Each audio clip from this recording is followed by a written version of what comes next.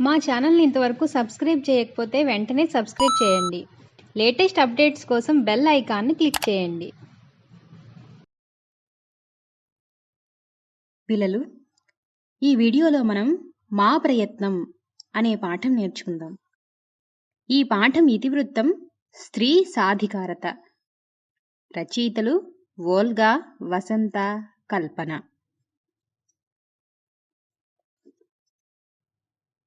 ముందుగా చదవండి, ఆలోచించి చెప్పండి.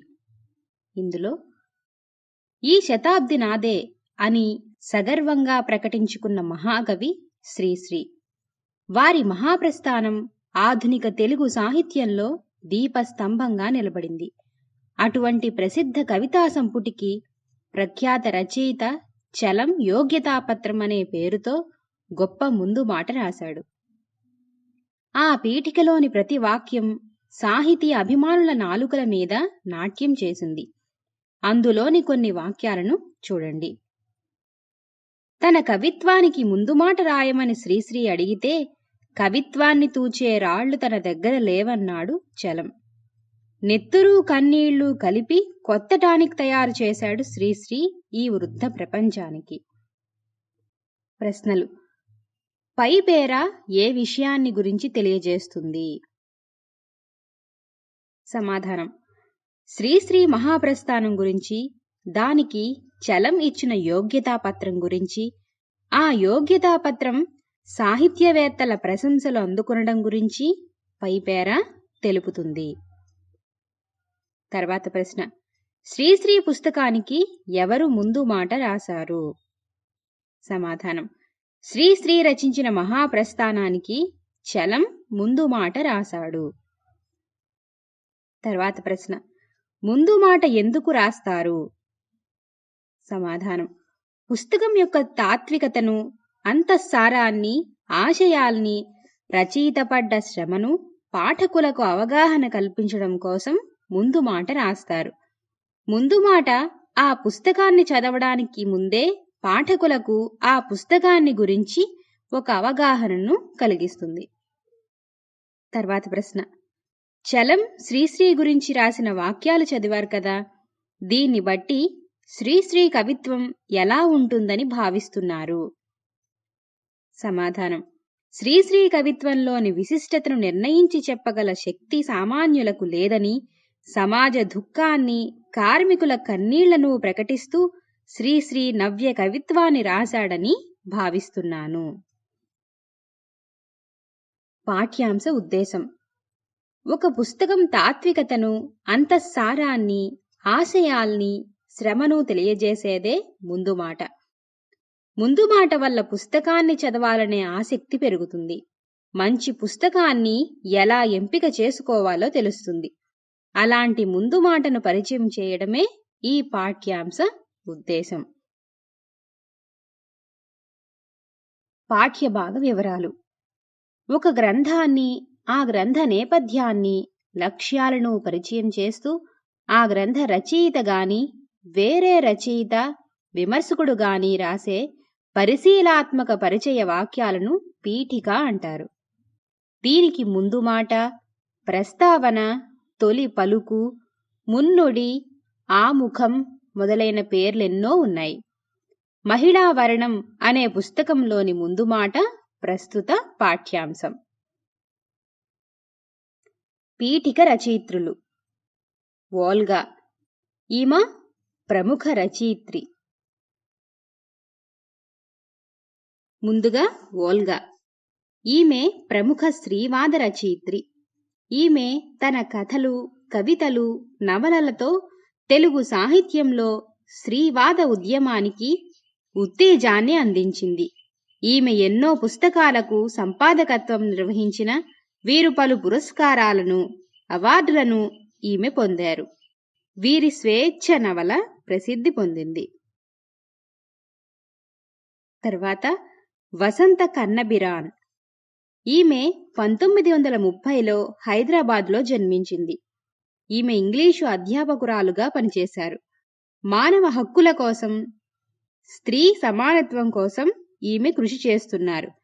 ఈమె national alliance of women Indian national social action ఫోరంలో పనిచేస్తున్నారు. తర్వాత కల్పన కన్నబిరాన్. ఈమె ప్రముఖ న్యాయవాది. కేజీ కన్నబిరాన్ రచయిత్రి వసంత కన్నబిరాన్ల కుమార్తె. ఈమె centre for national development Hyderabad సంచాలకులుగా పనిచేస్తున్నారు. సామాజిక న్యాయం, సామాజిక ఉద్యమాలలో క్రియాశీలకంగా బాధ్యతలు నిర్వర్తిస్తున్నారు.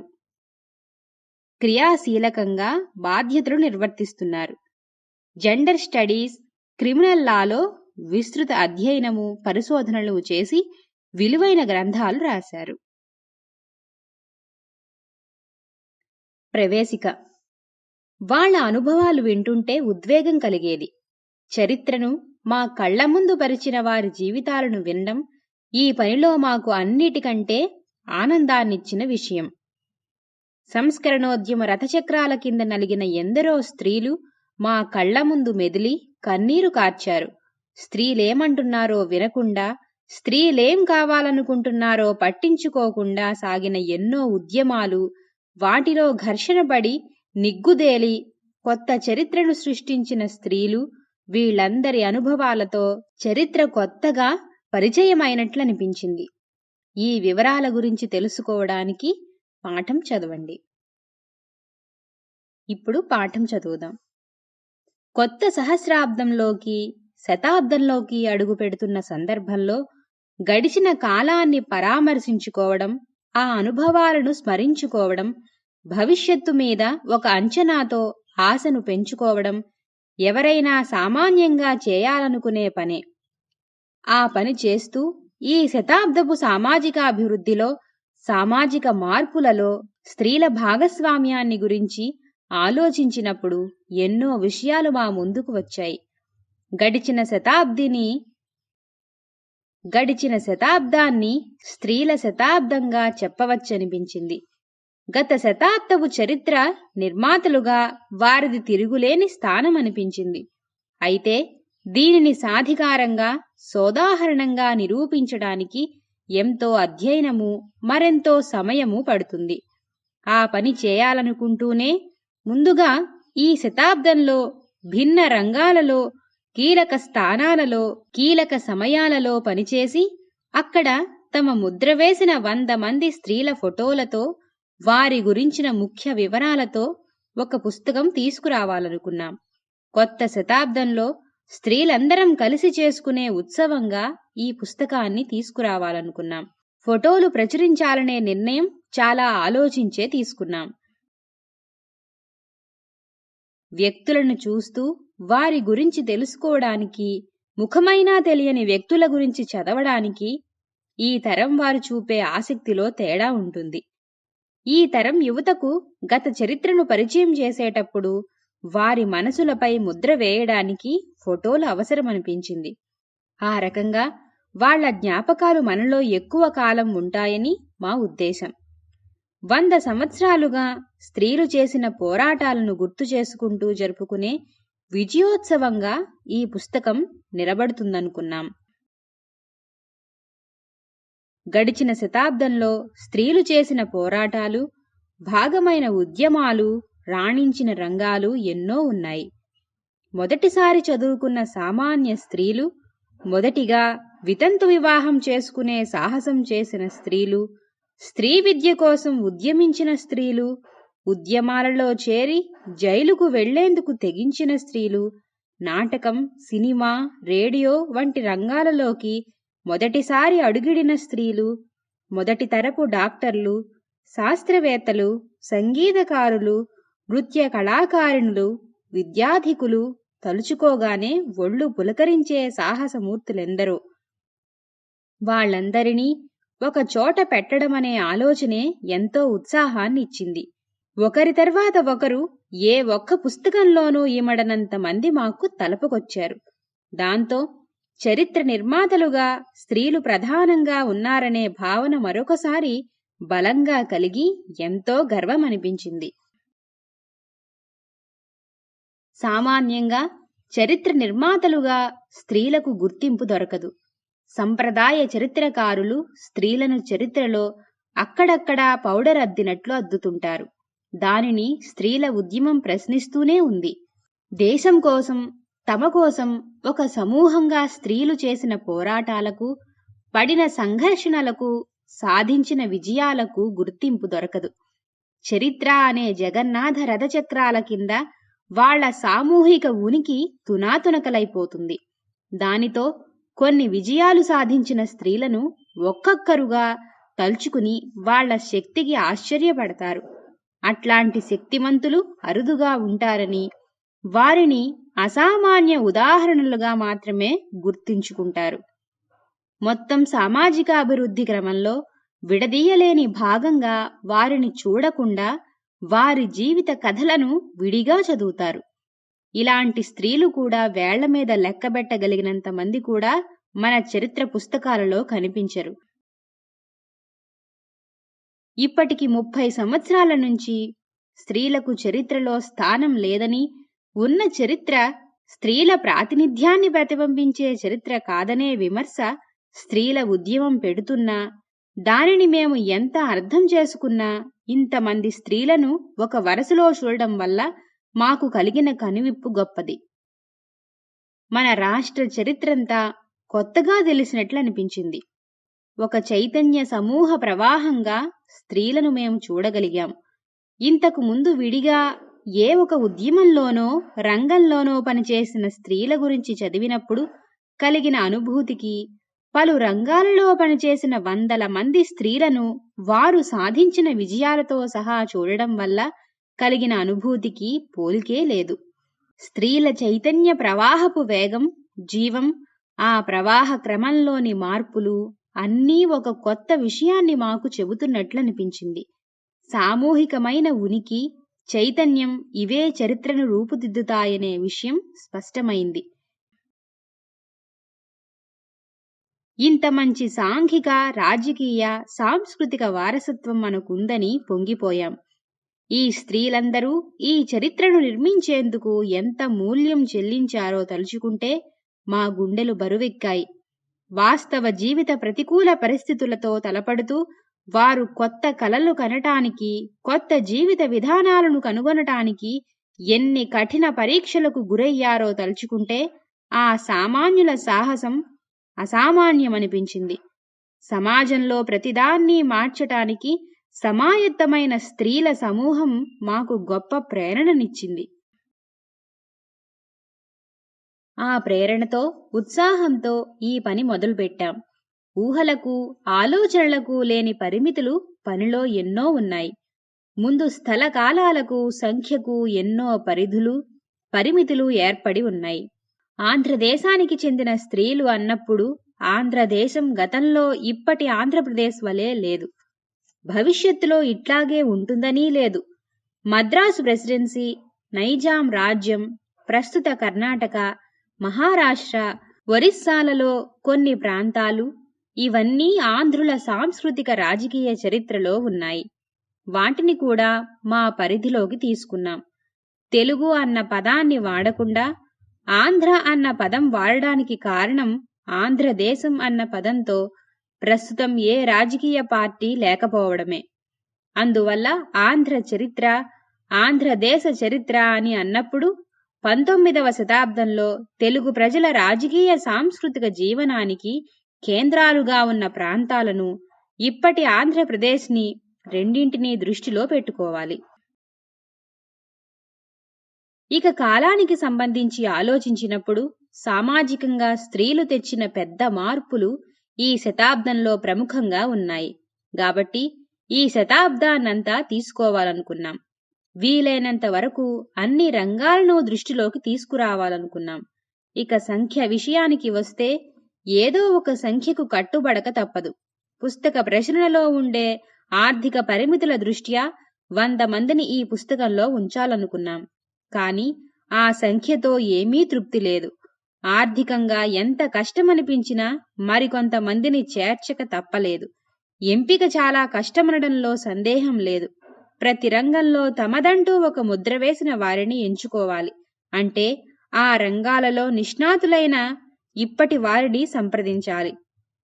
కాలధర్మం చెందిన వారి వివరాలు సేకరించాలి.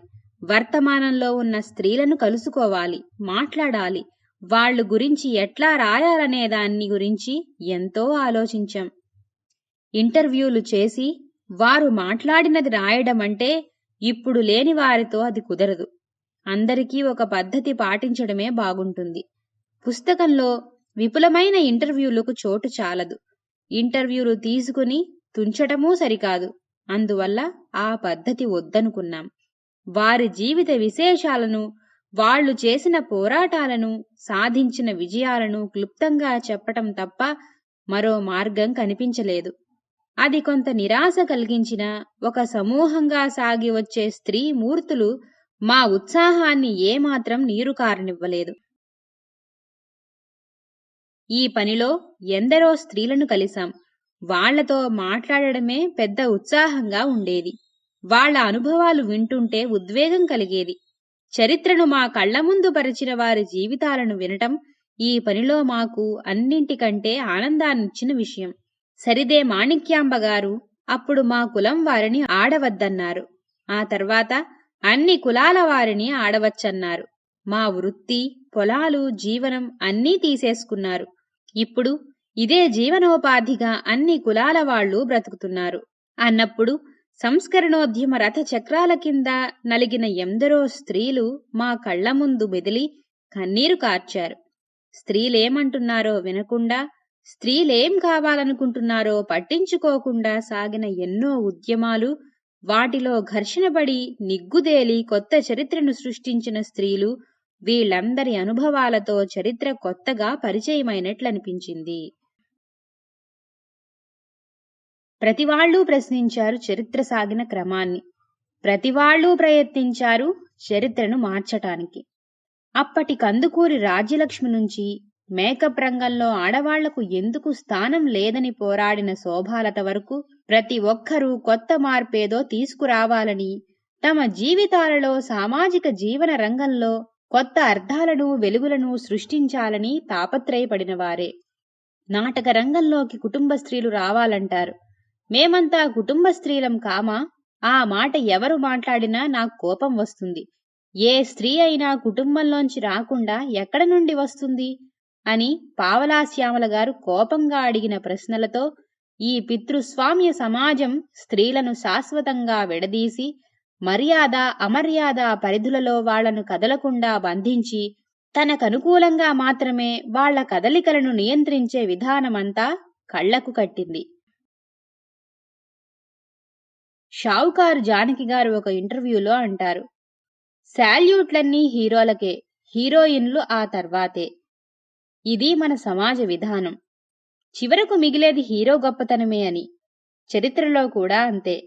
ఆ సమాజ విధానాన్ని మార్చడం తేలిక కాదు. కానీ ప్రయత్నాలు ప్రారంభించడానికి, స్త్రీలను చరిత్ర నిర్మాతలుగా అర్థం చేసుకుంటూ చరిత్రను తిరిగి రాయటానికి ఇది అనువైన సమయమనిపిస్తోంది. మేం ఈ పుస్తకంలో 118 మందిని మాత్రమే ఎంచుకున్నది మా పరిమితుల రీత్యానే.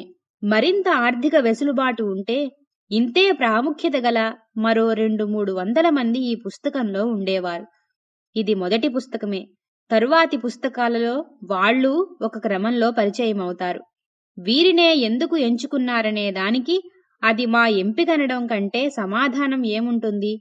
ఆయా రంగాలలో వాళ్లు చేసిన కృషి, వాళ్లు వేసిన ముద్ర, మొట్టమొదటిగా ఒక ప్రత్యేక రంగంలో అడుగుపెట్టినప్పుడు వాళ్ళెదుర్కొన్న సంక్లిష్ట సందర్భాలు, ప్రజలలో వారికున్న స్థానం, వీటన్నిటినీ పరిగణలోకి తీసుకున్నాం. ఈ స్త్రీలను ఏ వరుసలో ఉంచాలనే ప్రశ్నకు కాలక్రమమే సరైందనిపించింది. ఒకే సమయంలో పలు రంగాలలో పనిచేసిన స్త్రీలను ఒక వరుసలో ఉంచటం వల్ల ఒక సమగ్రత వస్తుందనిపించింది. ఒకే కాలంలో భిన్న రంగాలలో అంటే మొత్తం సమాజంలో జరిగిన మార్పులకు స్త్రీలు చేసిందేమిటి, వారి భాగస్వామ్యం ఏమిటి అనేది చూడాలనుకున్నప్పుడు కాలక్రమం పాటించడమే సరైందనుకున్నాం. ముందు మాట గురించి ఒక నిర్ణయం తీసుకున్నాం. తెలుగులో ఇటువంటి ప్రయత్నం మొదటిది కనుక ఈ పుస్తకం ఆంధ్రదేశ చరిత్రకు సంబంధించినది కాబట్టి తెలుగులో వివరమైన ముందు మాట ఉండాలనుకున్నాం. ఇంగ్లీష్లో దానిని సంక్షిప్తం చేశాం. ఈ పుస్తకానికి స్త్రీలను ఎంపిక చేయడానికి మాకు ఎందరో సహకరించారు. ఎందరినో సంప్రదించాం. వారందరికీ మా కృతజ్ఞతలు. ఫోటోలు తీయడానికి భరత్ భూషణ్ని ఎంచుకున్నాం. ఆయన ఈ పని గురించి ఎంతో ఉత్సాహం చూపించారు. అనారోగ్యాన్ని పక్కన పెట్టి ఈ పని చేశారు. ఈ పనిలో ఆయన పొందిన సంతోషం కూడా మాకు తృప్తినిచ్చింది. ఇప్పుడు జీవించలేని వారి ఫోటోలు సేకరించడంలో ఎందరో సహాయపడ్డారు. వారందరికీ మా కృతజ్ఞతలు. మేమీ ప్రయత్నం తలపెడుతున్నామని చెప్పిన మరుక్షణం నుంచి దానిని గురించి మాకంటే సీరియస్గా ఆలోచించి మమ్మల్ని ప్రతి సందర్భంలోనూ తరచి ప్రశ్నించి మేము ఎంచుకున్న వారిని గురించి ఎందుకు ఎంచుకున్నారని, ఎంచుకోని వారిని ఎందుకు వదిలారని ప్రశ్నించి ఎంతో విలువైన సలహాలిచ్చిన వ్యక్తులు ఇద్దరు. ఒకరు ఎస్ఆర్ శంకరన్, రెండవ వారు అక్కినేని కుటుంబరావు. ఈ పుస్తకానికి గ్లోసరీ తయారు చేసే బాధ్యత చేసి మాకు సహాయపడింది నాగార్జున. ఈ పుస్తకానికి సంబంధించిన భాషా విషయంలో తమ అమూల్యమైన సలహాలిచ్చింది చేకూరి రామారావు గారు. ఇక ఈ పుస్తకం ఎలా ఉండాలి, లోపలి విషయానికి తగినట్లుగా ఎంత అందంగా, హుందాగా, గంభీరంగా, అదే సమయంలో ఆకర్షణీయంగా ఎట్లా పుస్తకాన్ని తీర్చిదిద్దాలని తపనపడి ఇంత చక్కని రూపంలో మా చేతులకు అందించిన వ్యక్తి రాజ్ మోహన్ తేళ్ల. డిజైన్లో, ఆర్ట్ వర్క్లో ఒక పరిపూర్ణత సాధించడానికి ఆయన చాలా శ్రమపడ్డారు. పుస్తకం అనుకున్న సమయంలో రావటానికి మాకంటే ఎక్కువ కష్టపడింది రాజ్మోహన్. అస్మితలో ప్రధానంగా ఈ బాధ్యత తీసుకుని పనిచేసింది నీనా జాదవ్, కంచె రమాదేవి. భరత్ భూషణ్తో పాటు వెళ్లటం, జీవిత విశేషాలు సేకరించడం, అన్నిటినీ ఒక పద్ధతిలో భద్రపరచడం మొదలైన పనుల బాధ్యత వీరు తీసుకున్నారు. పద్మిని, సుజాత, సుబ్బలక్ష్మి ఇంగ్లీష్లో పుస్తకాన్నంతా కంప్యూటర్ మీద కంపోజ్ చేశారు.